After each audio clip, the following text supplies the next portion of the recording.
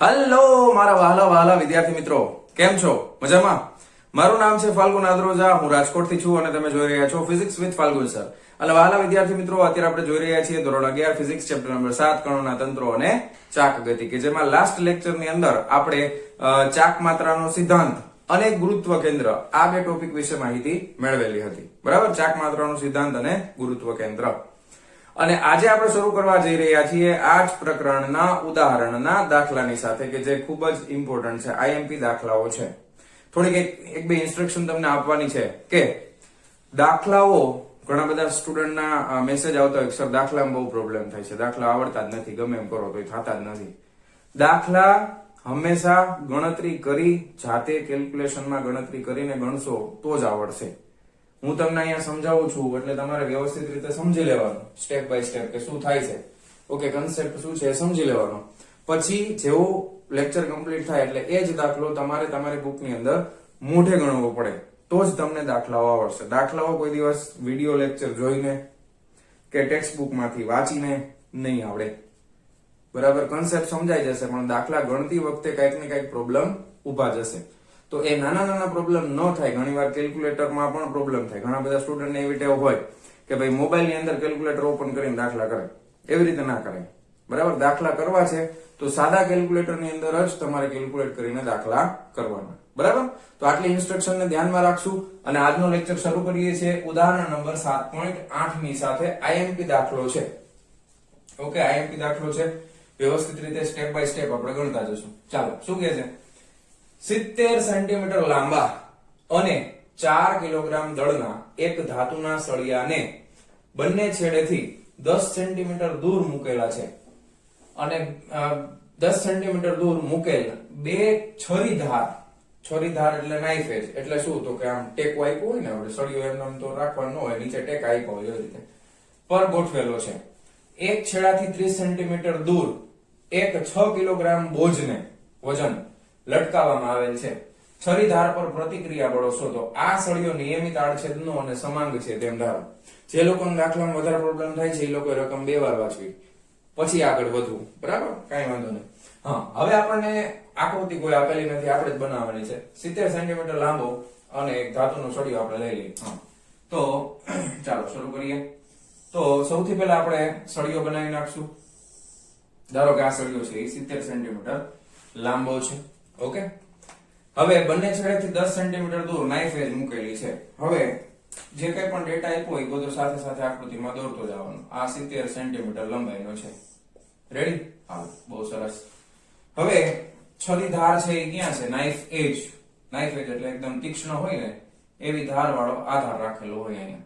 એ બે છેડાથી 10-10 સેન્ટીમીટર દૂર છે. એટલે અહીંયાથી આ અંતર છે એ પણ 10 સેન્ટીમીટર થાય. ઓકે, અને બીજા છેડાથી આ અંતર છે એ પણ 10 સેન્ટીમીટર થાય.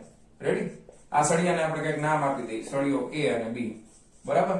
આ જે બિંદુ છે, આ બિંદુ નાઇફ એજ ઉપરથી આ પેલું બિંદુ પેલા નંબરનું છે એટલે આને આપણે નામ આપી દઈએ K1 અને બીજા નંબરના બિંદુનું નામ આપી દઈએ K2. ઓકે, હવે મોટા ભાગે બધા ટેક્સ્ટ બુક પ્રમાણે જ વાપરું છું સંજ્ઞા બધી, એટલે તમને વાંધો ન આવે ગણતી વખતે. રેડી? હાલો, હવે આ 10-10 આ 70 થઈ ગયું. હવે ટોટલ દળ તમને સળિયાનું આપી દીધું છે 4 કિલોગ્રામનું છે. હવે છેડાથી 30 સેન્ટીમીટર દૂર એક 6 કિલોગ્રામ બોજને લટકાવવામાં આવે છે એક છેડેથી. એટલે અહીંયાથી તમે લઈ લો 30 સેન્ટીમીટર દૂર. ધારો કે અહીંયાથી 30 સેન્ટીમીટર તમે લઈ લો એટલે એક્ઝેક્ટ સેન્ટરમાં તો નહીં આવે. આ 10 એટલે અહીંયાથી 20 જેવું અંતર હશે. એટલે અહીંયા એક વજન લટકાવેલું છે. ધારો કે એને આપણે W1 નામ આપી દઈએ. ઓકે, અને આ બિંદુ છે એને નામ આપી દઈએ P. રેડી? P બિંદુ નામ આપી દઈએ. હવે જો તમારે પ્રતિક્રિયા બળ શોધવાનું છે. પ્રતિક્રિયા બળ લાગે જ ને, કારણ કે આ જેના ઉપર રહેલો હોય અહીંયાથી ઉપર તરફ પ્રતિક્રિયા બળ લાગતું હશે. આ પ્રતિક્રિયા બળ છે એને R1 નામ આપી દઈએ. અહીંયાથી જે પ્રતિક્રિયા બળ ઉત્પન્ન થાય એને R2 નામ આપી દઈએ. આ રીતે બે પ્રતિક્રિયા બળ હોય, R1 અને R2 સદિશના સ્વરૂપમાં લખો, કઈ વાંધો નહીં. બરાબર? ઓકે, ચાલો, R1 અને R2 બે પ્રતિક્રિયા બળ છે. હવે એક વસ્તુ આપણે લાસ્ટ લેક્ચરમાં જોઈ હતી કે દ્રવ્યમાન કેન્દ્ર અને ગુરુત્વ કેન્દ્ર વચ્ચે સંબંધ બે સમાન ક્યારે હોય? તો કે જ્યારે પૃથ્વીની સપાટી ઉપર હોય ત્યારે, અને બધા જ દરેક ભાગમાં ગુરુત્વ પ્રવેગ જેનું મૂલ્ય અચળ હોય ત્યારે. તો અહીંયા આગળ આપણે ગુરુત્વ કેન્દ્ર અને દ્રવ્યમાન કેન્દ્ર બંને એક જ જગ્યાએ હશે અને આવા જે આકાર હોય અહીંયા આગળ લખ્યું જો સળિયો નિયમિત આડછેદનો અને સમાન છે તેમ ધારો તો આના માટે ગુરુત્વ કેન્દ્ર ક્યાં આવે તો કે એક્ઝેક્ટ એના મધ્ય બિંદુ ઉપર આવે તો આ ટોટલ 70 સેન્ટીમીટર નું છે તો મધ્ય બિંદુ 35 તો 70 થાય કે નહીં તો એ અહીંયા ક્યાંક આવશે કારણ કે આ 30 છે તો અહીંયાથી થોડુંક દૂર એટલે અહીંયા 35 થાય ઓકે તો અહીંયા આગળ દ્રવ્યમાન કેન્દ્ર અને ગુરુત્વ કેન્દ્ર બે એક જ જગ્યા હોય તો નીચે તરફ શું આવે તો કે વજન બળ આવે તો એને આપણે W નામ આપી દઈશું અને W બરાબર શું થઈ જશે m * g વજન બળ W બરાબર થઈ જશે m * g રેડી હવે બીજા કોઈ બળ લાગે છે જોવો તો જરાક નથી લાગતા હવે આને ખાલી આપણે અંતર દર્શાવી દઈએ આ W નું જે અંતર છે એ 35 સેન્ટીમીટર થશે રેડી અહીંયાથી આ 35 સેન્ટીમીટર છેડાથી હો અને આ બી છેડાથી આ 35 સેન્ટીમીટર 35 દુ 70 થઈ ગયા રેડી હા આ બે વચ્ચેનું અંતર આ જે આપ્યું છે આ કેટલું છે તો કે આ આપ્યું છે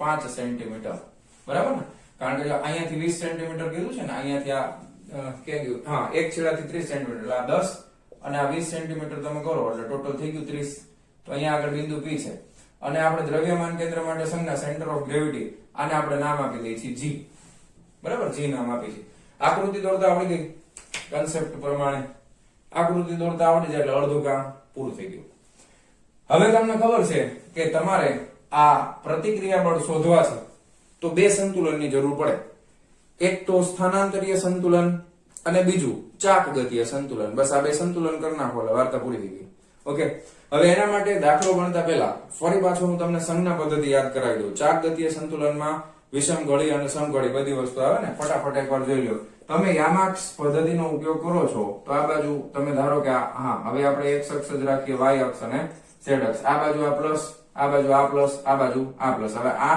z બાર તરફ છે આ બાજુના કઈ અંતર આવે તો ઉગમ બિંદુથી -x નીચે તરફના કઈ અંતર આવે તો -y અંદર તરફનું કઈ અંતર આવે તો -z બાર તરફનું +z તો ચાક માત્રા બાર તરફ આવે એટલે કે વિષમ ઘડી દિશામાં હોય તો ધન લેવાની અને સમઘડી દિશામાં હોય તો ઋણ લેવાની બરાબર છે પોઝિટિવ નેગેટિવ તમારા તરફ પ્લસ અંદર તરફ માઈનસ તમારા તરફ પ્લસ એટલે કે વિષમ ઘડી તમારાથી દૂર એટલે કે સમઘડી માઈનસ રેડી તો આ સંજ્ઞા પદ્ધતિ આપણે યાદ રાખશું અને બધા દાખલા માટે આ સંજ્ઞા પદ્ધતિ તમને યાદ હોવી જોઈએ નો યાદ હોય તો સાઈડમાં ક્યાંક ટપકાવી દો બુકની અંદર ઓકે ચાલો હવે આગળ વધીએ છીએ તો હવે જે ડેટા આપ્યો છે એ બધો ડેટા તમારે લખવાનો શબ્દોમાં ટેક્સ્ટ બુકમાં લખ્યો છે એ પ્રમાણે તમારે લખવાનું કે અહીંયા આગળ સળિયાની લંબાઈ બરાબર હવે બ્લેક માર્કર યુઝ કરી હા બધો ડેટા આપેલ ડેટા છે એ લખવાનો તો કે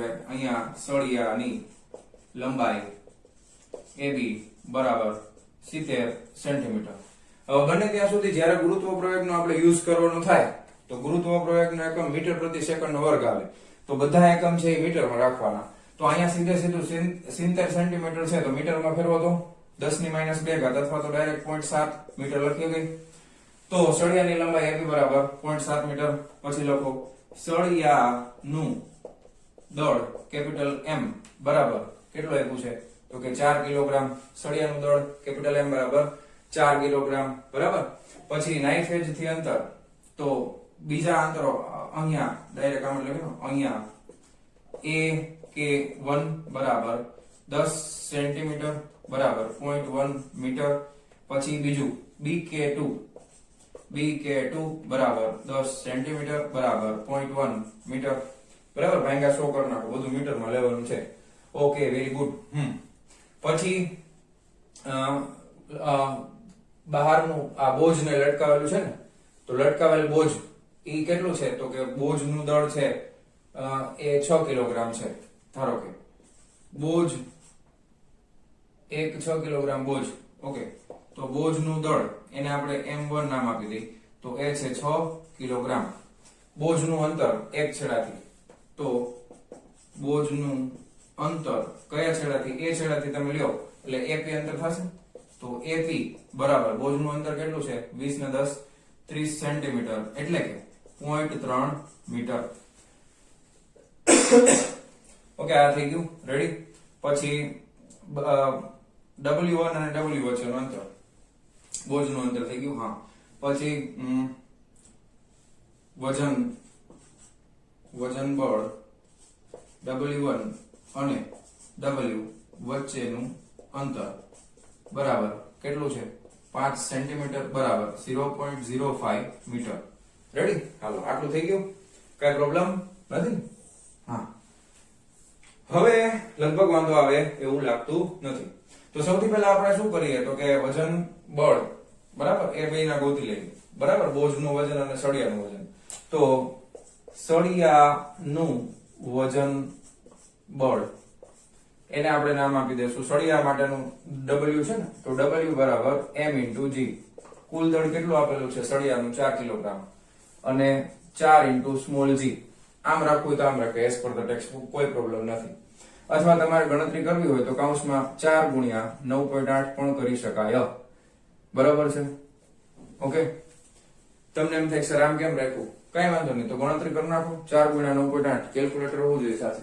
બરાબર બરાબર, 4 × 9.8 બરાબર 39.2.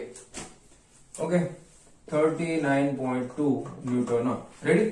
પછી બોજ 6 કિલોગ્રામ બોજ, લટકાવેલ બોજ નું વજન W1 બરાબર m1 × g. m1 લીધું ને બોજનું દળ m1, તો 6g એમ નામ રાખો તોય વાંધો નથી. 6 × 9.8 કરો તોય વાંધો નથી, કરી નાખ્યું. બરાબર, એમ નામ એટલા માટે ટેક્સ્ટ બુક માં છે, વળી ગણક એક છે. હવે એનાથી થોડુંક ઈઝી થાય એવું છે, બીજું કાંઈ નથી. ઓકે, 9.8 × 58.8 કેટલું આવશે? આ 58.8 ન્યૂટન. ચાલો, હવે વાંધો નહીં, હવે આપણે દાખલો આગળ કરીએ. તો સૌથી પહેલા આપણે શું કરશું તો કે બે સંતુલનની જરૂર પડશે. પેલું છે સ્થાનાંતરીય સંતુલન અને બીજું છે ચાકગતીય સંતુલન. તો પહેલા આપણે લેશું કે સ્થાનાંતરીય સંતુલન માટે. સ્થાનાંતરીય સંતુલન માટે ઉપરના બધા હમણાં સંજ્ઞા પદ્ધતિ કીધી ને, ઉપરના બધા ધન નીચેના બધા ઋણ. ઉપર પ્લસ y અક્ષ આવે, નીચે માઇનસ y આવે. એટલે ઉપરના બધા ધન લઈ લે અને આપણને ખબર છે અદિશના સ્વરૂપમાં લખશું તો પણ ચાલશે. બરાબર ને? કારણ કે એક જ દિશા થાય છે, ઉપરની છે એ ધન લઈ લો, નીચેની માઇનસ. એટલે આપણે લખી શકાય કે ઉપરના પ્લસ એટલે r1 પ્લસ r2, નીચેના માઇનસ. તો માઇનસમાં w1 minus w equal to 0. બરાબર? હા, હવે આપણને w1 w તો મળી ગયા છે, એટલે તમે લખી શકો કે r1 પ્લસ r2 આ સામે જવા દો એટલે w1 પ્લસ w બરાબર 4g પ્લસ 6g બરાબર 6 × 4 = 10g બરાબર, એટલે સીધે સીધું 98 ન્યૂટન આવે. એટલા માટે નોટ કર્યું. બરાબર, ખબર પડી? હવે આ સ્મોલ g છે, વળી આ બધી તમે કે 49 ને 69 ને 109 એવું નથી ભાઈ. 10g એટલે ડાયરેક્ટ g એટલે 9.8 ની કિંમત મૂકી દો એટલે 98 ન્યૂટન થાય ને. અથવા આ બેનો સરવાળો કરશો તો પણ કેટલો આવશે? 98 જ આવશે. ઓકે, તો આ આપણને મળી ગયું છે 98 ન્યૂટન. એટલે અહીંયા લખું છું r1 પ્લસ r2 બરાબર 98 ન્યૂટન. આને આપણે આપી દઈએ સમીકરણ નંબર 1. હવે આપણે કિંમત કોની ગોતવાની છે તો કે r1 પ્લસ r2 ની ગોતવાની છે. ચાલો, પૂરું. હવે આપણે બીજું લેવાના છે. શું? તો કે ચાકગતીય સંતુલન માટે. ઓકે, ચાકગતીય સંતુલન માટે. હા, ચાકગતીય સંતુલન માટે ઓકે કે ક્યાંથી આપણે સંતુલન ક્યાંથી લેવું છે તો કે g થી લેશું. બરાબર? ક્યાં છે આ ગુરુત્વ કેન્દ્ર? ગુરુત્વ કેન્દ્રને સંદર્ભ બિંદુ તરીકે લઈને ગણતરી કરતા. આ તમને ખબર પડે એટલે લખો તોય વાંધો નહીં. ચાકગતીય સંતુલન પણ કોને લેવાના છે? સંદર્ભ બિંદુ તરીકે કેપિટલ G ને લેવાના છે. હવે અહીંયા આગળ જે મેઇન વસ્તુ છે એ ટોર્કની દિશા શોધવા માટેની છે. બાકી બધું સાવ ઈઝી છે. તમને ખબર છે કુલ ટોર્ક શૂન્ય થાય છે તો જ સંતુલનમાં હોય. હવે ટોર્કની દિશા શોધવા માટે સાવ સિમ્પલ રસ્તો હું તમને બતાવું છું. આગળ આપણે થિયરીમાં પણ જોયું હતું, પણ અત્યારે એના કરતા પણ સિમ્પલ, સાવ સિમ્પલ. બરાબર? ફટ દઈને ખબર પડી જાય.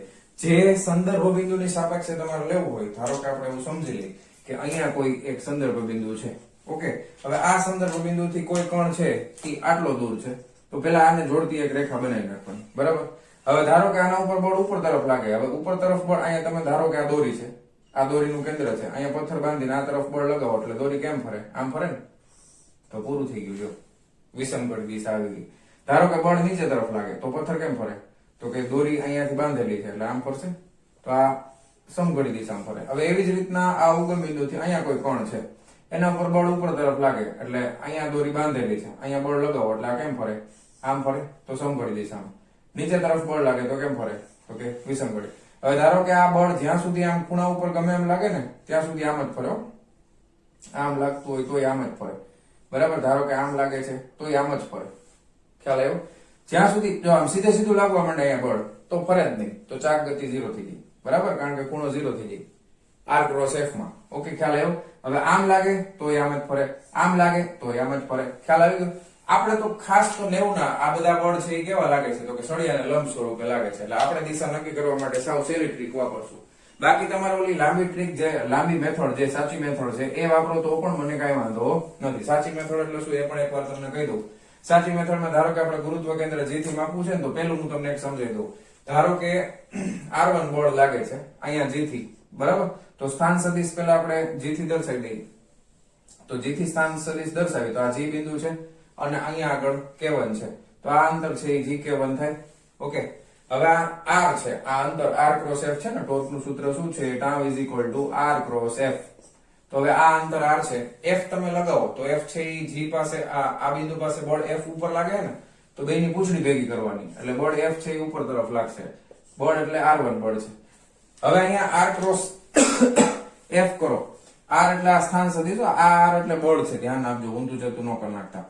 R ક્રોસ F એટલે સ્થાન સદિશ GK1 ક્રોસ R1 કરવાનો આપણે, એટલે જમણા હાથની આંગળી આ તરફ આમ, એટલે આ દિશા થઈ.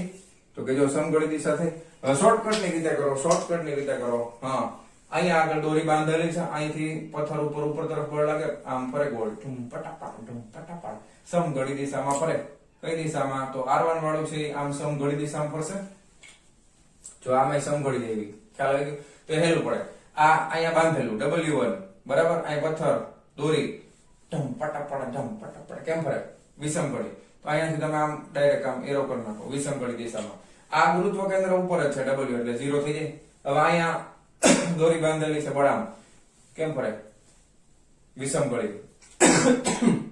ખ્યાલ આવ્યો ને? આ ટૂંકી રીત, બરાબર. હવે આ રીતે કરશો તોય જવાબ દિશા આ જ રીતે આવશે, પણ એમાં ભૂલ થવાના ચાન્સીસ છે. આ સાવ ફટાફટ સીધે સીધું થઈ જાય.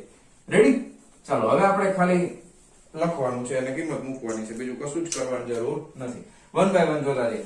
પહેલા માટે R ક્રોસ F કરશો એટલે પહેલા માટે R1 ગુણાકારમાં શું આવશે? K1G. તો R1 ગુણાકારમાં K1G. હવે પ્લસ માઇનસ પછી મૂકશું. બીજું બળ કયું છે? તો કે W1 ગુણ્યા PG.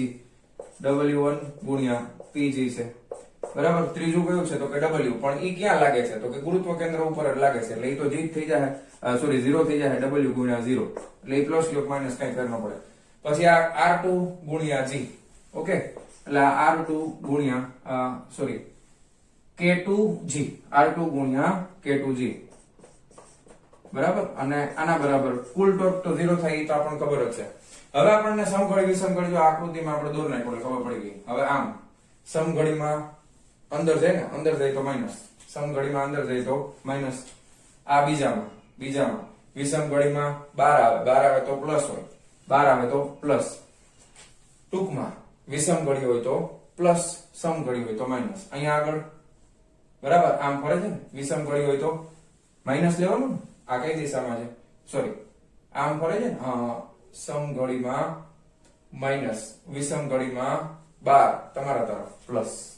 રેડી? એટલે આ પ્લસ, આ તો 0 છે એટલે એને ગમે રાખો, પ્લસ રાખો, માઇનસ રાખો, કાંઈ ફેર પડે નહીં. રેડી? આ પ્લસ માઇનસ માં ભૂલ પડી ગઈ તો અહીંયાથી જવાબ પછી ખોટો પડશે, ધ્યાન આપજો ખાસ. બસ હવે તો ખાલી કિંમત મૂકવાની છે. ઓકે, K1 into G, બરાબર. K1 થી લઈને G સુધીનું અંતર આ કેટલું છે? 20 ને વત્તા 5 એટલે 25 સેન્ટીમીટર માં છે, એટલે 0.25 ગુણ્યા બળ કેટલું છે? તો કે R1. ઓકે, પ્લસ હવે અહીંયા W1 અને આ અંતર છે 5 સેન્ટીમીટર એટલે 5 એટલે 0.05 થાય ગુણ્યા W1 અત્યારે એમને રાખી પછી હમણાં કિંમત મૂકી છે. આ તો 0 થઈ ગયું. આ પ્લસ K2G, K2 થી લઈને G સુધીનું આ અંતર 35 માંથી 10 ગયા એટલે 25 વધે. ઓકે, તો 1.25 થાય. મીટરમાં લખવાનું ખાસ ભૂલતા નહીં, સેન્ટીમીટરમાં નો હાલે, બરાબર. ગુણ્યા R2 બળ છે. ઓકે, ઇક્વલ ટુ 0, બરાબર. હવે જો આમાંથી પેલા આમાં 0.25 ને આમાં 0.25 કોમન છે એટલે કોમન કાઢી નાખી. આ માઇનસ વાળું છે અને આ પ્લસ વાળું છે તો પ્લસ વાળું પહેલા લખી નાખી, માઇનસ વાળું પછી લખી નાખી, એટલે R2 માઇનસ R1 ગુણાકારમાં 0.25. ખ્યાલ આવ્યો? બરાબર. પછી આ પ્લસ વાળું છે અને સામે જવા દે એટલે માઇનસ થઈ ગયું 0.05 W1. રેડી? હવે બસ આપણે ખાલી કિંમત મૂકવાની. R2 minus R1 is equal to minus 0.05 ના છેદમાં 0.25 ગુણાકારમાં W1. હવે W1 ઓલરેડી આપણે ગોઈતું હતું. જોવો તો ક્યાં ગયું આવ્યું જો 58.8 ન્યૂટન છે. બરાબર, 58.8 ન્યૂટન છે. હવે જો સાવ સિમ્પલ ગણતરી કરવી હોય તો શું કરાય? તો કે આ પોઈન્ટ પછી બે આંકડા છે અને કાઢ નાખો, પોઈન્ટ પછી બે આંકડા છે કે પોઈન્ટ કાઢ નાખો, એટલે 5 ના છેદમાં 25 થઈ ગયા, એટલે 5 ના છેદમાં 25 થઈ ગયા ને. હા, 25 થઈ ગયા. રેડી? બરાબર. તો હવે 58.5 ભાગ્યા 5 કરી નાખો. બરાબર, રેડી? આવો 58.5 ભાગ્યા 5 11.7 આવે છે, પણ આ માઇનસ આવે છે. 11.7 ન્યૂટન. માઇનસ માં સારું લાગે નહીં, એટલે બે બાજુ માઇનસ વડે ગુણી નાખો, એટલે R1 છે એ પ્લસ થઈ ગયું, R2 છે એ માઇનસ થઈ ગયું, અને આ માઇનસ હતું પ્લસ થઈ ગયું. 11.7 ન્યૂટન. તો આ આપણને મળ્યું સમીકરણ નંબર 2. બરાબર. હવે આનો ઉકેલ મેળવવાનો છે, આવડે ને? 1 પ્લસ 1 માઇનસ, તો બે સમીકરણ 1 વત્તા સમીકરણ 2 કરવાનું છે. શું કરવાનું છે? સમીકરણ 1 વત્તા સમીકરણ 2 કરતા. અહીંયા જ લખું છું, જગ્યા ઓછી છે. સમીકરણ 1 વત્તા સમીકરણ 2 કરતા. હવે 1 વત્તા 2 કરો એટલે R1 વત્તા R1 એટલે 2R1 થઈ જાય. અથવા તો હું આખું લખું છું, તમારે આખું લખવાનું, મારે કઈ વાંધો નહીં, જગ્યા ઓછી હતી પણ થઈ જાય. થોડુંક ઝૂમ કરીને જોઈ લેજો, ક્વોલિટી સારી કરીને જોઈ લેજો. 11.7 ન્યૂટન. આ બે ને ઉમેરી દો એટલે R2 ઉડી ગયા. R1 વત્તા R1 એટલે 2R1 થઈ ગયા. હવે જગ્યા ઓછી છે એટલે અહીંયા કરું છું, ધ્યાન આપો. બરાબર, અહીંયાથી અહીંયા 2R1 ઇઝ ઇક્વલ ટુ 98 વત્તા 11.7. બરાબર, 98 વત્તા 11.7. બરાબર, કેટલા આવ્યા? 109.7. એને ભાગ્યા 2 54.85 એવા. એટલે R1 બરાબર 54.85 ન્યૂટન. ઓકે, એટલે આને નિયર અબાઉટ લખવું હોય નજીકતમ તો 0.85 એટલે 55 ન્યૂટન આડે લખીએ કે. અને R2 પરફેક્ટ લખવું હોય તો R2 પણ મેળવી લઈ. R1 ની કિંમત છે એ કેમાં મૂકવાની? સમીકરણ નંબર કોઈ પણ મૂકી દો, 1 માં મૂકી દો, એટલે R2 બરાબર શું થઈ જાય? 98 માઇનસ R1 એટલે કેટલા? તો કે 54.85. ઓકે, સોરી, માઇનસ કરો નાખો, 43.15 આવશે. 43.15 ન્યૂટન. આ પોઈન્ટ પછી 1 છે એટલે નિયર અબાઉટ કેટલા લખી શકાય? 43 ન્યૂટન લખી શકાય નિયર અબાઉટ. તો R1 મળે છે આપણને 54.85 ન્યૂટન અને R2 મળે છે 43.15 ન્યૂટન. તો હવે આપણને જવાબ મળી ગયો છે. બરાબર, શું કહે છે? છરીની ધાર પર પ્રતિક્રિયા બળ શોધો. તો પેલું પ્રતિક્રિયા બળ છે લગભગ 55 ન્યૂટન અને બીજું પ્રતિક્રિયા બળ લગભગ 43 છે. અને પરફેક્ટ આન્સર તમારે પરીક્ષામાં પોઈન્ટ વાળો આન્સર પરફેક્ટલી સાચો છે. આ નિયર અબાઉટ કરવાની જરૂર નથી, મેં એટલા માટે કર્યા છે ટેક્સ્ટ બુક માં આપ્યા છે એટલે. વળી તમને એમ ન થાય કે સાહેબે ન કર્યું. બરાબર, કરો તો વાંધો નહીં, ન કરો તો પણ કઈ વાંધો નથી. તો આ હતો ઉદાહરણ નંબર 7.8. મોસ્ટ આઈએમપી દાખલો કહી શકાય તમારી સ્કૂલની પરીક્ષાની દ્રષ્ટિએ. બરાબર, આઈએમપી દાખલો છે. તો ફટાફટ હવે શું કરવાનું? તમારે વિડીયો પોઝ કરીને લખી નાખો. એવું હોય તો વિડીયો પોઝ કરીને રાખી દેવાનો, પેલા મોઢે લખવાનું પછી જોઈ લેવાનું, કઈ ભૂલ નથી થતી ને. તો બસ એ રીતે ચેક કરી લો. ચાલો જવા દઉં છું. હા, વિડીયો પોઝ કરીને લખી નાખજો. ચાલો વિદ્યાર્થી મિત્રો, હવે આપણે જોવાના છે ઉદાહરણ નંબર 7.9. બહુ સરસ, એકદમ મસ્ત ઉદાહરણ છે. ફૂલ કોન્સન્ટ્રેશન ની સાથે જોવાનું છે, એકદમ કોન્સન્ટ્રેશન ની સાથે. ઘણી બધી વસ્તુ એવી હશે અટપટી કે મગજ કામ નહીં કરે. બરાબર, પણ એટલે જ કહું છું ફૂલ કોન્સન્ટ્રેશન ની સાથે જોજો, કોઈ પણ વસ્તુ ચૂકવાની નથી. બહુ મસ્ત ઉદાહરણ છે, ધ્યાન આપજો. એક 3 મીટર લાંબી નિસરણી એટલે કે સીડી જે હોય ને એ જે 20 કિલોગ્રામ વજન ધરાવે છે. પેલી ભૂલ અહીંયા, તમે અહીંયા લખો છો એકમ દળનો અને લખો છો શબ્દ વજન. ખરેખર શું છે? આ 20 કિલોગ્રામ દળ છે, ધ્યાન રાખજો, વજન નથી. વજનનો એકમ તમે વજન શબ્દ વાપરો એટલે દળ ગુણ્યા પ્રવેગ થાય અને વજનનો એકમ ન્યૂટન થાય. ઓકે, તો આ 20 કિલોગ્રામ દળ છે, સમજજો બરાબર. તે ઘર્ષણ રહિત દિવાલ પર ઝુકાવેલી છે. નિસરણી ખરેખર તમને ખબર છે, ગમે ત્યાં આપણે આમ દિવાલ ઉપર આમ રાખી દીધી હોય ને આમ ત્રાસી, પછી અહીંથી આમ ચૂ ચડી જાય ને, ખ્યાલ આવ્યો? અને એક છેડો છે એ નીચે ભોયતળિયા ઉપર હોય, બીજો છેડો છે એ દિવાલ ઉપર હોય, પણ દિવાલ કેવી છે? ઘર્ષણ રહિત. ઓકે, તે ઘર્ષણ રહિત દિવાલ પર ઝુકાવેલ છે. આકૃતિમાં દર્શાવ્યા પ્રમાણે મેં ચાય કરી નથી દોરી, કારણ કે એ મેઇન એક્ઝામ્પલ નું હાર્ટ છે એ એની આકૃતિ છે. એ આકૃતિ સમજી ગયા પછી વાર્તા પૂરી થઈ જાય. એટલે મેઇન આકૃતિ સમજવાની છે, હું તમને સ્ટેપ બાય સ્ટેપ સમજાવીશ. ઓકે, આકૃતિમાં દર્શાવ્યા પ્રમાણે તેનો નીચેનો છેડો દિવાલથી 1 મીટર દૂર છે. દિવાલ અને ભોયતળિયાના પ્રતિક્રિયા બળો શોધો. હવે બહુ પરફેક્ટલી વ્યવસ્થિત રીતે ધ્યાનથી સમજવાનું છે ભાઈ. ચાલો હવે એક સરસ મજાની દિવાલ આપણે દોર નાખી. આ દિવાલ છે, ધારો કે આ સરસ મજાની દિવાલ છે અને એક્ઝેક્ટ આ દિવાલને લંબ ભોયતળિયું નીચે તરફ છે. બરાબર, નીચે તરફ અહીંયા ભોયતળિયું છે એવું સમજો. તો આ ભોયતળિયું છે, બેના કલર અલગ રાખીએ એટલે વધારે મજા આવે. હવે હંમેશા દિવાલ અને ભોયતળિયું એકબીજાને લંબ જોઈએ. બરાબર, તમારા ઘરે તમારે ચેક કરવાની છૂટ છે. દિવાલ અને ભોયતળિયું હંમેશા એકબીજાને લંબ હોય એટલે આ 90 નો ખૂણો બને. ઓકે, બહુ સરસ, વેરી ગુડ.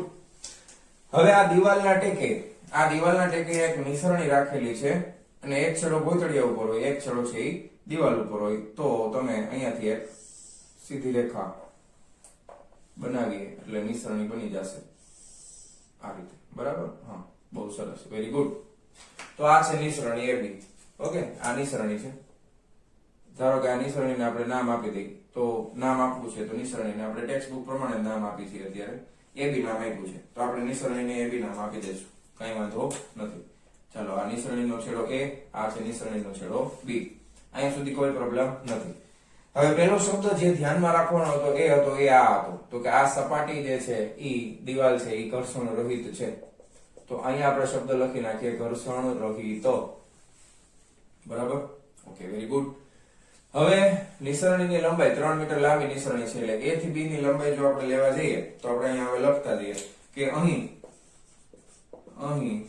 નિસરણી AB બરાબર AB ની લંબાઈ, નિસરણી AB નામ આપી દીધું છે, એની લંબાઈ, તેથી AB બરાબર કેટલી થાય તો કે 3 મીટર છે. બરાબર છે, નિસરણી AB ની લંબાઈ એટલે કે AB બરાબર 3 મીટર આપણને આપી દીધું છે. હવે 20 કિલોગ્રામ દળ છે નિસરણીનું દળ. અહીંયા લખી શકાય કે નિસરણીનું દળ કેપિટલ M બરાબર 20 કિલોગ્રામ. તે ઘર્ષણ રહિત દિવાલ પર ઝુકાવેલી છે. હવે બધું ચાલુ થાય રમત. અને નીચેનો છેડો છે 1 મીટર દૂર છે. હવે નીચેનો છેડો છે તમે નામ આપી દે, આખે આખું ત્રિકોણ બની ગયું તો ત્રિકોણનું સરસ નામ આપી દે A, B અને C. બરાબર, તો A અને C વચ્ચેનું અંતર તમને કેટલું આપી દીધું છે તો કે આ જે અંતર છે એ 1 મીટર છે. બરાબર, A થી C નું અંતર છે એ કેટલું છે તો કે દિવાલ થી આ છેડો 1 મીટર દૂર છે. બહુ સરસ, વેરી ગુડ.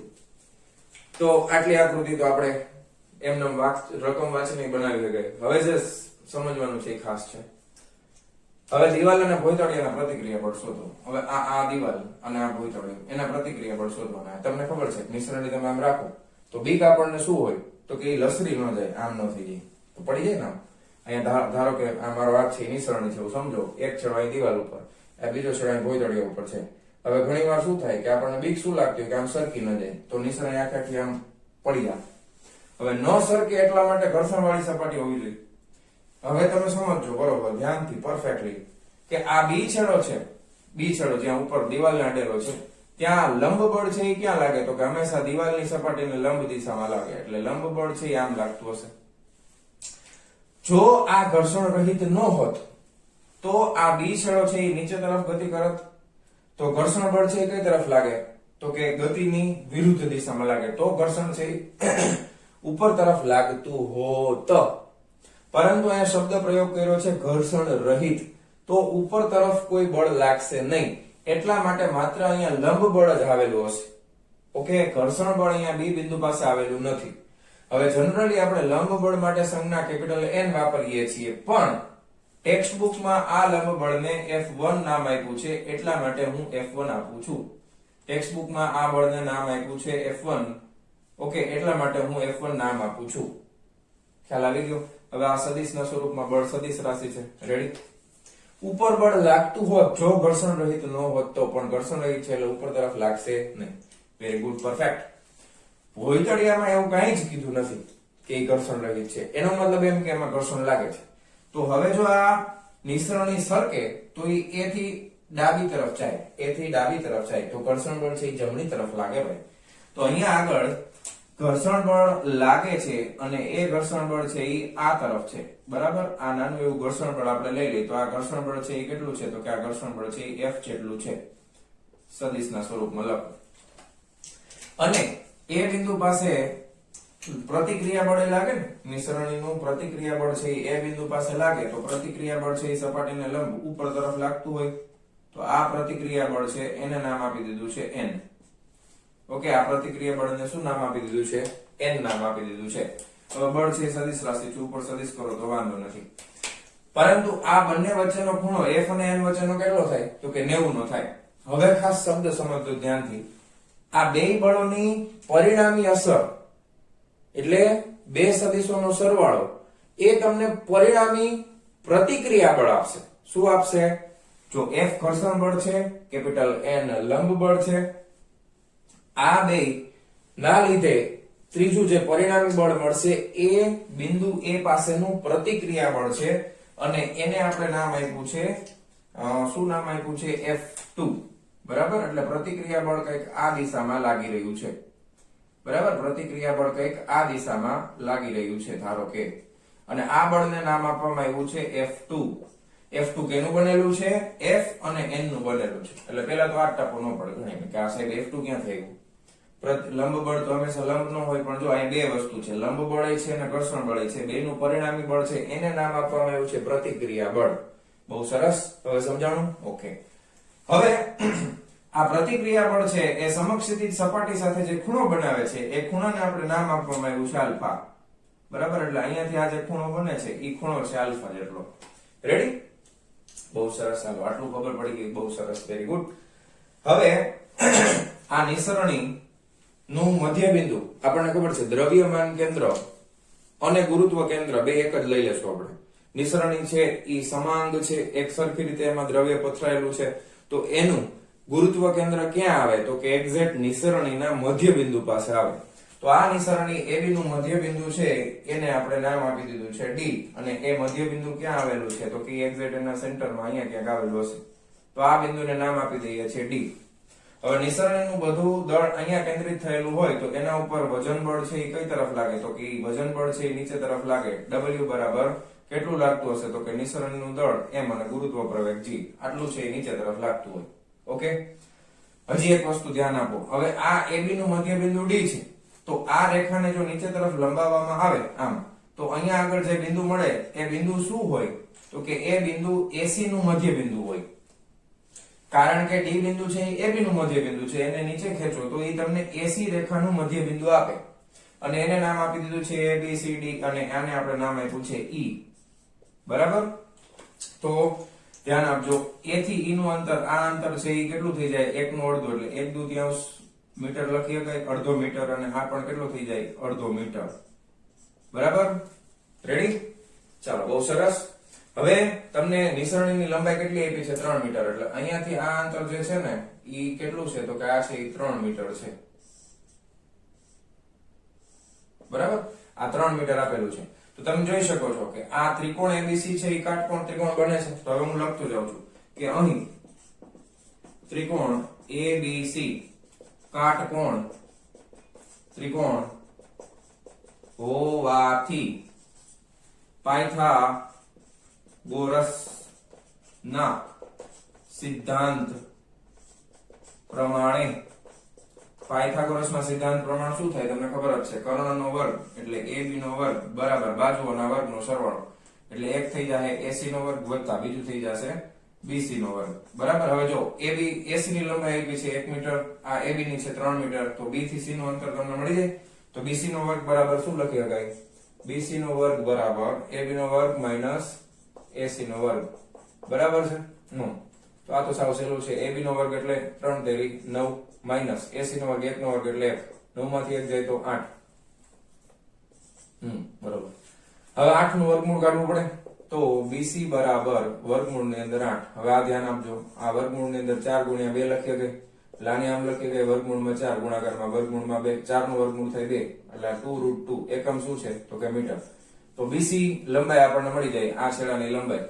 ઓકે, એટલે બિંદુ બી નું ભોયતળિયાથી લંબ અંતર છે એ કેટલું છે તો કે એ છે 2√2. આ બીસી હાલું થતું નથી. હા, 2√2 મીટર દેખાય છે ને, બરાબર. ચાલો, તો આ બીસી લંબાઈ આપણને મળી ગઈ 2√2 મીટર. એટલે આ જે અહીંયાથી આ અંતર છે એ લખી પણ નાખીએ આપણે કેટલું છે 2√2 મીટર. ચાલો, વ્યવસ્થિત રીતે સમજાઈ ગયું. પછી વજન બળ W બરાબર એ પણ લખી શકાય ને કે નિસરણીનું વજન. હવે આપણે લખીએ કે ભાઈ નિસરણી નું વજન W બરાબર mg. તેથી m કેટલા છે નિસરણીનું દળ આપ્યું છે 20 અને g કેટલા લઈ લઈએ 9.8. એટલે 20 ગુણ્યા 9.8 કરો. કેલ્ક્યુલેટર રાખવાનું જો બધાય ભેગું મારી જેમ. ચલો 20 ગુણ્યા 9.8 196 એકમ શું આવે ન્યૂટન આવશે. આ 196 ન્યૂટન. તો એક W મળી ગયું. બાકીના પ્રતિક્રિયા બળો ગોતવાના છે. પ્રતિક્રિયા બળ કયા કયા છે ધ્યાન આપજો ભાઈ. એક F1 છે પ્રતિક્રિયા બળ, એક F1 છે અને બીજું પ્રતિક્રિયા બળ F2 છે. તો F1 અને F2 ગોતવાના છે, પણ સાથે સાથે ટેક્સ્ટ બુકમાં આપણને આલ્ફાની કિંમત પણ ગોતી નાખી છે, પણ આપણે પણ ગોતી લઈશું, કઈ વાંધો નથી. બસ આ સમજાઈ ગયું ને આટલું. પછી તો ચપટી વગાડતા જવાબ આવશે. હવે શું કરવાનું છે તમને ખબર જ છે. કયા કયા સંતુલન લેશું? સ્થાનાંતરીય સંતુલન અને ચાકગતીય સંતુલન. તો સૌથી પહેલા આપણે લેશું સ્થાનાંતરીય સંતુલન. તો લખી નાખીએ કે ભાઈ નિસરણીના સ્થાનાંતરીય સંતુલન માટે સ્થાનાંતરીય સંતુલન માટે. હવે સ્થાનાંતરીય સંતુલનમાં ધ્યાન આપજો. પેલા એક બીજી વસ્તુ સમજી લો. સંજ્ઞા પદ્ધતિ સમજાવેલી છે, પણ ફરી પાછી સમજાવી દઉં કે આ રીતના યામ પદ્ધતિમાં ઉગમ બિંદુ અહીંયા હોય તો આ બાજુના બધા અંતરો ધન ગણવા, બરાબર. આ બાજુના બધા અંતરો ઋણ ગણવા, ઉપર તરફના બધા અંતરો ધન ગણવા, નીચે તરફના બધા અંતરો ઋણ ગણવા, બરાબર. આ સંજ્ઞા પદ્ધતિને ધ્યાનમાં રાખશું આપણે, એટલે કઈ વાંધો આવે નહીં. યાદ આવી ગયું ને? અહીંયા 0 0 આ પ્લસ x, આ minus x, plus y minus y. z અક્ષ આપણે દોરી નથી, બાકી z અક્ષ હોય તો બહારની તરફ પ્લસ, અંદરની તરફ માઇનસ. ઈ સમઘડી પ્લસ, સમઘડી માઇનસ. રેડી? ચાલો, બહુ સરસ. હવે નિસરણના સ્થાનાંતરીય સંતુલન માટે હવે આમાં બે વસ્તુ થાય. જો નિસરણીનું સ્થાનાંતર નથી થતું એટલે કેટલા બળો છે તો કે જો સમક્ષિતિજ બળો પણ છે. F1 છે એ ડાબી તરફ લાગે છે, F છે એ જમણી તરફ લાગે છે, N છે એ ઉપર લાગે છે, W છે એ નીચે લાગે છે. હવે બીજી એક વસ્તુ, તમે N અને F ની ગણતરી કરતા હો તો F2 ધ્યાનમાં નહીં લેવાનું. શું કામ? તમે પૂછે સર શું કામ? N અને F ના લીધે તો F2 બન્યું છે ભાઈ. તો કાં તો તમે F2 દર્શાવો અને કાં તો તમે N અને F દર્શાવો. બેયને હારે લેવાના ન હોય. વળી ઘણા કે સાહેબ ગણતરીમાં F2 ક્યાં ગયું? કારણ કે F2 છે એ બેનું બનેલું છે. સબાચોનો નિયમ અથવા તો ત્રિકોણનો નિયમ હમણાં સમજાવીશ કે આ F2 ના બે ઘટકો છે. એક છે શિરોલંબ ઘટક N અને બીજો છે સમક્ષિતિજ ઘટક F. બરાબર. તો આપણે અહીંયા આગળ સમક્ષિતિજ બળો પણ છે અને ઉર્ધ્વ ઘટકો પણ, બળના ઉર્ધ્વ ઘટકો પણ છે. તો સંતુલન નિસરણીના સ્થાનાંતરીય સંતુલન માટે એમાં પહેલા આપણે કરશું કે સમક્ષિતિય સંતુલન, બરાબર. સમક્ષિતિજ સંતુલન લેતા, બરાબર. સમક્ષિતિજ દિશામાં સંતુલન મેળવવું છે. તો જમણી બાજુના બળો ધન લેવાના, ડાબી બાજુના બળો ઋણ લેવાના. એટલે જમણી બાજુ કયું બળ છે તો કે F છે જમણી તરફ છે અને F1 છે ડાબી તરફ છે. તો જમણી તરફના બળો ધન લેવાના, ડાબી બાજુના ઋણ લેવાના. બંનેનો સરવાળો શૂન્ય થાય કારણ કે હલતું નથી. ઓકે, સમક્ષિતિજ બળોનું સંતુલન. હવે આપણે લેશું ઉર્ધ્વ બળોના ઉર્ધ્વ ઘટકોનું સંતુલન લેતા, બરાબર. અથવા શિરોલંબ ઘટકો લખો, કોઈ વાંધો નથી. સમક્ષિતિજ ઘટકો, શિરોલંબ ઘટકો, બરાબર. તો ઉર્ધ્વ દિશામાં કેટલા બળો લાગે છે તો કે ઉપર તરફ N લાગે છે, નીચે તરફ W લાગે છે. ઉપર તરફ N લાગે છે, ઉપર તરફનું ધન લેવાનું, નીચે તરફનું ઋણ લેવાનું. હમણાં સમજાયું. તો N ધન છે, W ઋણ છે, એટલે તમે લખી શકો N - W = 0. આને આપણે આપી દઈએ સમીકરણ નંબર 1, આને આપણે આપી દઈએ સમીકરણ નંબર 2. રેડી? ઓકે. તો સ્થાનાંતરીય સંતુલન થઈ ગયું. હવે બીજામાં શું કરશું? ચાક ગતીય સંતુલન. હાલો, તો હવે બીજા કેસની અંદર કરવાના છે ચાક ગતીય સંતુલન. તો એ અહીંયા આપણે લખી નાખીએ. તો કે હવે નિસરણીના ચાક ગતીય સંતુલન માટે હવે પાછું એક બહુ મસ્ત વસ્તુ આવશે. ચાક ગતીય સંતુલન માટે આપણે એક બિંદુ નક્કી કરવું પડે, રેફરન્સ પોઈન્ટ, જેને આપણે સંદર્ભ બિંદુ નામ આપી છે, ઉગમ બિંદુ નામ આપી છે. અહીંયા આગળ પ્રશ્ન એ થાય કે બિંદુ ડી ને સંદર્ભ બિંદુ તરીકે લેવાય, લઈએ તો શું થાય? તો કે તમે જો ડી બિંદુને સંદર્ભ બિંદુ તરીકે લેશો, તમે જે વસ્તુ જાણો છો એ તો 0 થઈ જાય, કારણ કે W તમને ખબર છે મળી જવાનું છે mg થી. તમે n જાણતા નથી, તમે f જાણતા નથી, તમે f1 નથી જાણતા, કાંઈ જાણતા નથી, તો આ બિંદુને સંદર્ભ બિંદુ તરીકે લ્યો તો બહુ લાંબુ પડી જાય, થાય જ નહીં, અઘરું પડી જાય. એટલા માટે થઈને આપણે બિંદુ A ને સંદર્ભ બિંદુ તરીકે લેશું, કારણ કે બળ n ની કાર્યરેખા એમાંથી પસાર થાય છે, બળ f ની કાર્યરેખા એમાંથી પસાર થાય છે. એટલે કે n અને f એમાંથી પસાર થતા હોય તો ટોર્ક ગણવાનું થશે ત્યારે n અને f ના લીધે ટોર્ક તો શૂન્ય થઈ જાય, કારણ કે એ બિંદુમાંથી જ પસાર થાય છે. ટોર્ક બરાબર rf sin θ, પણ r નું અંતર 0 છે જો, બરાબર, એનું લંબ અંતર તો 0 થઈ ગયું. એટલા માટે આપણે સંદર્ભ બિંદુ A બિંદુ પાસે લેવાના છે. ખાસ સમજો, ઘણાઈને પ્રશ્ન થાય સર D પાસે કેમ ન લીધું? એટલા માટે D પાસે લઈએ તો ગોતવું અઘરું પડી જાય, એટલા માટે સંદર્ભ બિંદુ ક્યાં લેવાના છે? બિંદુ A પાસે. તો નિસરણીના ચાક ગતીય સંતુલન માટે બિંદુ કેપિટલ A ને સંદર્ભ બિંદુ તરીકે પસંદ કરતા, હવે તમે આને સંદર્ભ બિંદુ તરીકે પસંદ કરો. હવે ચાક ગતીય સંતુલન કરવાનું છે. હવે આપણે દિશા નક્કી કરી નાખી ફટફટ. ચાલો, દિશા નક્કી કરવી છે ને, તો હવે જો આ n અને f ને તો ગણવાના છે નહીં, દિશા નક્કી કરવી છે. તો f1 છે એ દોરીથી સમજાવ્યું લાસ્ટ એક્ઝામ્પલમાં કે અહીંયા દોરી બાંધેલી હોય, અહીંયાથી આમ બળ આમ લાગે તો કેમ ફરે દોરી? ઠીક ઠીક ઠીક ઠીક ઠીક ઠીક ઠીક. એટલે f1 છે એ આમ ફરશે, ટૂચુક, એટલે વિષમ ઘડી દિશા થઈ ગઈ.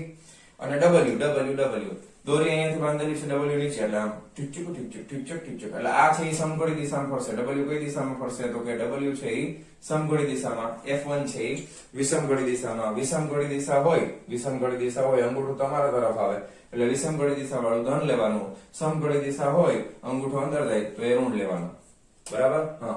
પરંતુ ટોર્કમાં બીજી એક વસ્તુ, બળ અને આ બિંદુ વચ્ચેનું તમારે લંબ અંતર લેવાનું છે.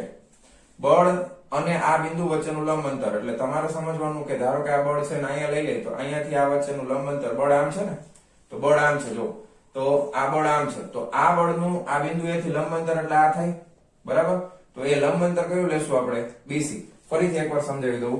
ટોર્ક માટે આપણે લખતા હતા tau is equal to r cross f લખતા હતા, અને પછી આપણે લખતા હતા rf sin θ, એટલે કે એક બળ લેતા હતા, અને પછી લખતા હતા r sin θ, એટલે કે આપણે લેતા હતા r f અને r પરપેન્ડિક્યુલર, એટલે કે બળ અને એ બળથી અંતર આ જે છે એ લંબ અંતર લેવાનું છે.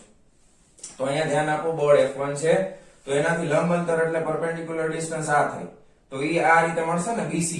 ખ્યાલ આવ્યો? એટલે BC મળશે તમને. લંબાઈ, લંબ અંતર છે એ BC થશે, ધ્યાન આપજો. રેડી? હા. હવે આપણે આના ઉપરથી સમીકરણ બનાવવાનું છે. સમીકરણ બનાવતા જઈએ. સૌથી પહેલા આપણે f1 માટે બનાવશું. તો પેલું બળ છે f1. હવે આપણે જોયું કે લંબ અંતર છે એ BC છે, અને કઈ દિશામાં છે? તો કે ભાઈ વિષમ ઘડી દિશામાં છે. તો શું લખવાનું આપણે? તો કે ભાઈ આપણે લખશું વિષમ ઘડી દિશામાં છે એટલે ધન આવે, એટલે f1 એના ગુણાકારમાં આવશે BC. ઓકે, એટલે f1 into BC, f1 ગુણ્યા BC. ઓકે, બીજું w વાળું છે એ સમઘડી દિશામાં છે એટલે ઋણ આવે. એના માટે લંબ અંતર શું થાય? જો w આમ લાગે છે અને એ બિંદુથી લંબ અંતર એટલે આ અંતર કયું થાય? તો કે AE થશે ને, અને એ સમઘડીમાં છે એટલે માઈનસ w ગુણ્યા AE. ઓકે, w ગુણ્યા AE ઇઝ ઇક્વલ ટુ 0. બસ પૂરું. હવે કિંમત મૂકી દઈએ આપણે. f1 BC કેટલા છે? 2√2. તો 2√2 f1 માઈનસ AE કેટલા છે? અડધા છે ને, 1/2 છે, એટલે w ભાગ્યા 2 ઇક્વલ ટુ 0. આને આપી દઈએ સમીકરણ નંબર 3. બસ વાર્તા પૂરી થઈ ગઈ. સમીકરણ 1, 2 અને 3 નો ઉકેલ મેળવીએ એટલે જવાબ હવે આપણને મળી જશે. એટલે મેઇન શું હતું? તો કે આકૃતિ હતી, ખાસ ધ્યાનમાં રાખવાનું છે. ઓકે, હવે આપણે w ની કિંમત જાણી છે, તો સમીકરણ 2 ઉપરથી લખી નાખીએ કે સમીકરણ 2 પરથી શું કહી શકાય કે n બરાબર w. અને W બરાબર તો કેટલા છે ભાઈ 196 ન્યૂટન. તો લખી નાખો 196 ન્યૂટન. તો આપણને એક બળનું મૂલ્ય મળ્યું છે. ચાલો બહુ સરસ. હવે બીજું શું મળશે તો કે સમીકરણ 3 પરથી ઓકે સમીકરણ 3 પરથી શું થાય તો કે સમીકરણ 3 પરથી W તમે જાણો છો એટલે F1 ની કિંમત મળી જાય એટલે શું થાય તો કે 2√2 F1 છે એને કરતા બનાવીએ તો માઈનસ વાળું સામે જાય એટલે W ભાગ્યા 2 થાય. તેથી F1 બરાબર કેટલા થાય આ છેદમાં વયું જાય એટલે 2 * 4√2 એટલે W ના છેદમાં 4√2. તેથી F1 બરાબર W કેટલા છે 196 ભાગ્યા 4√2. હવે અહીંયા જરાક કેલ્ક્યુલેશન કરો તો ભાગાકાર કરી નાખીએ. ચાલો 196 ભાગ્યા 4 બરાબર અને એના ભાગાકારમાં √2 એટલે 1.4142 એટલે એ થઈ ગયા 34.64 એટલે 34.6 રાખીએ આપણે બરાબર 34.6 ન્યૂટન. રેડી. આ મને મળી ગયા છે F1.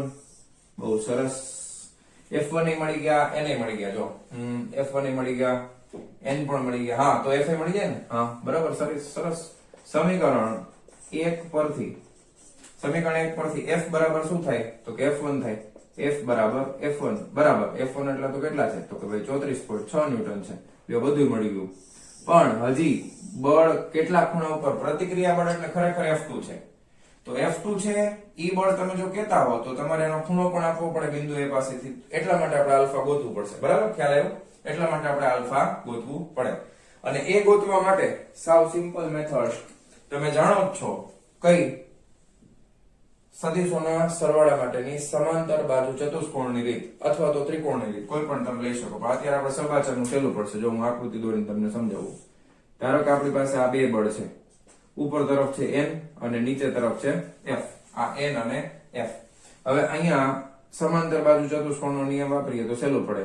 આને સમાંતર અને આને સમાંતર એટલે અહીંયા મળે છે તો આ ઉગમ બિંદુ અને અહીંયાથી જોડી દેવાનું એટલે આ આપણને મળે છે બળ F2. ઓકે. અને આ જે ખૂણો બને છે એ કેટલો બને છે તો કે આલ્ફા નો બને છે. રેડી. ખ્યાલ આવ્યો આટલી વસ્તુ. બહુ સરસ. Very good.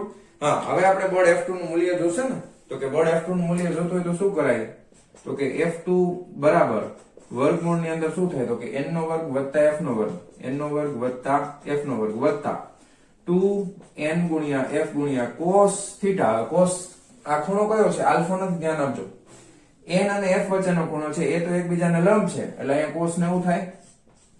cos 90 બરાબર તો 0 થાય એટલે આ ત્રીજું પદ લખવાની કોઈ જરૂર નથી. એટલે આ ઉડી ગયું. તો શું વધશે ખાલી વર્ગમૂળ ની અંદર n² + f². હવે વર્ગમૂળ ની અંદર n એટલે કેટલા છે ભાઈ n એટલે તો 196 છે. તો આ 196 નો વર્ગ વત્તા f એટલે કેટલા છે તો કે f એટલે 34.6 છે. તો 34.6 નો વર્ગ બરાબર. હવે આલો કરી નાખીએ ફટાફટ. કેલ્ક્યુલેટર છે ને. ચાલો 196 ગુણ્યા 196 બરાબર 38416. તો આ આવે છે વર્ગમૂળ ની અંદર 38416 વત્તા 34.6 અથવા એનો વર્ગ કરવો છે ને એટલે આ રીતે કરાઈ જાઓ. 34.6 છે ને તો 196 ભાગ્યા બરાબર 34.6 આપણને મળે એનો વર્ગ કરી નાખી. ચાલો 34.6 ગુણ્યા 34.6 બરાબર 1197.16 બરાબર. આ કેટલા આવ્યા 1197.16 બરાબર. હવે પોઈન્ટમાં થોડો ઘણો ડિફરન્સ આવશે. હવે એમાં આપણે ઉમેરવાનું છે કેટલું તો કે 38416 બરાબર આટલું. હવે એનું પાછું કાઢવાનું વર્ગમૂળ એટલે 199.03 આવે. એટલે આ આવે છે 199 એટલે પોઈન્ટ પછી લખવાની જરૂર નથી. તો 199 ન્યૂટન. તો આ F2 બળનું મૂલ્ય મળી ગયું. પરંતુ દિશા બાકી છે. તો દિશા કેવી રીતે મળે ભાઈ ત્રિકોણ છે ને તો આ ત્રિકોણ ઉપરથી દિશા મળી જાય સિમ્પલ. તો ત્રિકોણ ઉપરથી તમે દિશા કેવી રીતે ગોતી શકો તો કે tan આલ્ફા બરાબર શું થાય આલ્ફા. tan આલ્ફા બરાબર સામેની બાજુ એટલે આ થઈ. તો એ શું થઈ ગયું તો કે એનું મૂલ્ય n જેટલું છે છેદમાં પાસેની બાજુ એટલે એનું મૂલ્ય f જેટલું છે એટલે n ના છેદમાં f. હવે તમે ધ્યાનથી જોજો n બરાબર 196 છે. f માં છે ને તમે f ની કિંમત તમે લખો તો f બરાબર f1 છે એટલે 196 ભાગ્યા 4√2 લખાય એટલે હેલું પડે. 196 તો ઉડી જાય છેદનો છેદ અંશમાં આવતો રહે એટલે 4√2 ગુણાકારમાં આવી જાય 196 કેન્સલ. બરાબર. હવે 4 ગુણ્યા √2 કરો, બરાબર, એટલે √2 ગુણ્યા 4 કરી નાખી, ચાલો, એટલે 5.65 આવે છે, 5.65 છે, એટલે 5.66 થાય નિયર અબાઉટ. તો આલ્ફા બરાબર tan ઇન્વર્સ, આની કિંમત છે 5.66. હવે આ તમારે નેચરલ tan ના ટેબલમાં જોવાનું છે. આલ્ફા ની કિંમત કેમાંથી જોવાની? નેચરલ tan ના ટેબલમાંથી. જ્યારે તમે જોશો તો એની કિંમત તમને મળે છે લગભગ 80 ડિગ્રીની બાજુમાં. આલ્ફા ની કિંમત કેટલી મળે છે? 80 ડિગ્રીની નજીક. તો એ તમે 80 ડિગ્રી લખી શકો, બરાબર. આ કેવી રીતે જોવું એનો ઓલરેડી લેક્ચર અવેલેબલ છે. નેચરલ સાઇન અને નેચરલ tan કેમ જોવા એ ઓલરેડી અવેલેબલ છે વિડિયો, બરાબર, ચેનલ ઉપર. તો બહુ સરસ મજાનો દાખલો છે, વ્યવસ્થિત રીતે ફૂલ કોન્સન્ટ્રેશન ની સાથે જોયો હશે તો તમે ક્યાંય ભૂલ નહીં કરો. અને જો ન જોયો હોય, ક્યાંક ધ્યાન ભટકાઈ ગયું હોય તો ફરી પાછો વિડિયો પોઝ કરી અને પાછો રિવાઇન્ડ કરીને પાછું જોઈ લો, કાંઈ વાંધો નથી. અને જેવો તમે આ દાખલો સમજી લીધો, હવે શું કરવાનું? વિડિયો પોઝ કરવાનો, જાતે ટ્રાય કરવાની, ક્યાં ભૂલ પડે છે ચેક કરવાનું, બરાબર, અને ભૂલને સુધારી અને ફરી પાછું એક વખત વ્યવસ્થિત રીતે લખવાનું, એટલે તમને દાખલા આવડી જશે. કઈ મોટી વસ્તુ છે નહીં. ઓકે, તો લખી નાખો ફટાફટ વિડિયો પોઝ કરીને. ચાલો, રેડી? તો મારા વહાલા વિદ્યાર્થી મિત્રો, આજનો આ લેક્ચર આપણે અહીંયા પૂરો કરીએ છીએ. મળીએ છીએ નેક્સ્ટ વિડિયો લેક્ચરમાં આના પછીના ટોપિકની સાથે. ત્યાં સુધી આવજો.